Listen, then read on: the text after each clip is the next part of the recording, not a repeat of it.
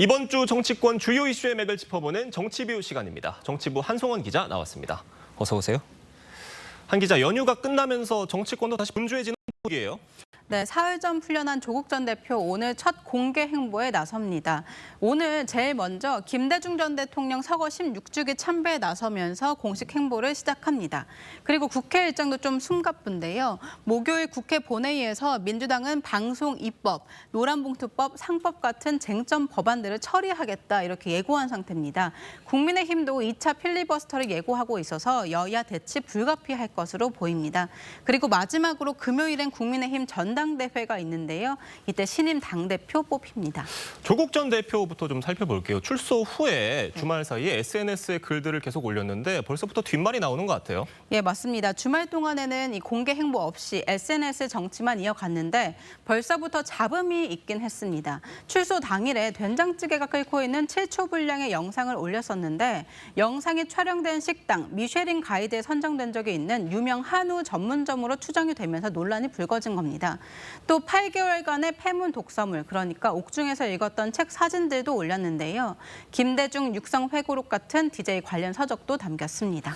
복귀 시동을 걸고 있다는 해석들인데 앞으로 조 전 대표 행보는 어떻게 예상하십니까? 네, 조 전 대표 곧 조혁당의 복당 신청서를 제출하면서 전국적으로 지지자들을 만날 것으로 보입니다. 예. 어떤 식으로든 출마도 기정사실화되는 분위기입니다.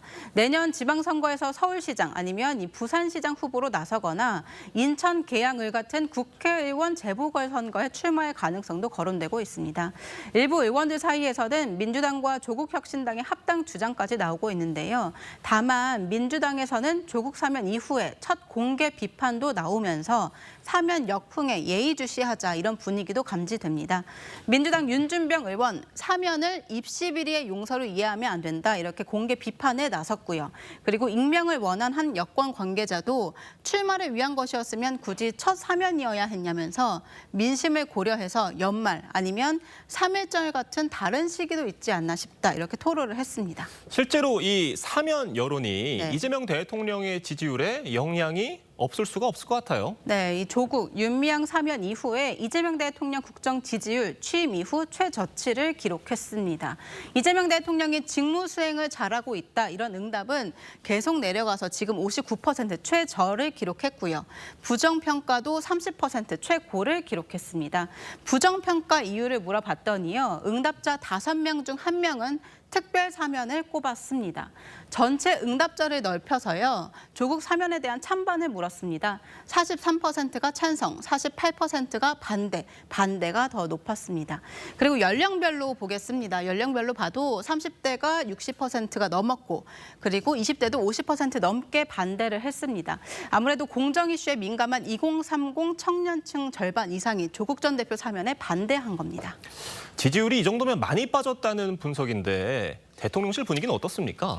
네, 정치인 사면 직후에 지지율 하락 어느 정도 예상했다 이런 분위기입니다. 예. 오히려 지방선거에 가까워지면 정치인 사면이 더 부담된다 이런 시각도 있었다고 하고요. 논란이 되는 정치인 사면을 한꺼번에 먼저 털어버리고 이후에 경제나 민생 성과로 지지율 반등을 노리겠다 이런 의도도 있었다고 합니다. 정치권 일부에서는 조국 사면 배경에 정청래 견제론도 나오고 있습니다. 그러니까 정청래 대표, 김민석 총리, 조국 전 대표 같이 2인자 경쟁을 시켜서 여권의 권력 구도를 재편하려는 거 아니냐 이런 이야기입니다. 하지만 정 대표 근거 없는 주장에 사실도 아니다 불쾌감을 드러냈습니다. 여기에 이 측근 이화영 전 부지사 사면 대상에서 빠진 거 이것도 좀 화제가 됐었는데요. 사정을 잘 아는 관계자는 이 전 부지사의 경우에는 대북 송금 사건 1개 사건만 대법 확정 판결이 나왔고 아직 이 전 부지사 재판이 여러 개 진행 중이어서 어렵다 이렇게 말을 했습니다. 그러니까 진행 중인 다른 사건에서 다시 재구속이 될 수 있기 때문에 지금 당장 사면하기에는 걸림돌이 된다 이런 취지입니다. 알겠습니다. 이런 상황에서 국민의힘은 전당대회가 4일 앞으로 다가왔습니다. 현 상황에서는 반탄파 후보들이 좀 더 유리한 것 같은데 막판 변수랄 게 있습니까? 예, 일단 한국갤럽이 사흘 전 공개한 여론조사를 보겠습니다. 국민의힘 경선 룰대로 좀 적용시킨 국민의힘 당대표 선호도 조사인데요. 예. 김문수 후보가 31%로 가장 높았고 2등이 동률이었습니다. 안철수 후보, 장동혁 후보 동률이었고 그다음에 조경태 후보가 8%를 기록했습니다. 여기에 아직 의견을 정하지 않았다 이런 비율도 33%나 됐습니다. 이런 가운데 한동훈 전 대표가 연휴 사이에 이 좀 상식적인 후보들 간 단일화를 해야 한다 이렇게 단일화를 촉구하고 나선 건데요. 찬탄파인 안철수, 조경태 후보 두 후보가 지지율을 합쳐서 20%대를 만들어서 추격하는 구도를 만들어보자는 겁니다. 그런데 실제 두 사람이 단일화를 할 가능성은 있습니까? 아직까지는 쉽지 않아 보이는 게 사실입니다.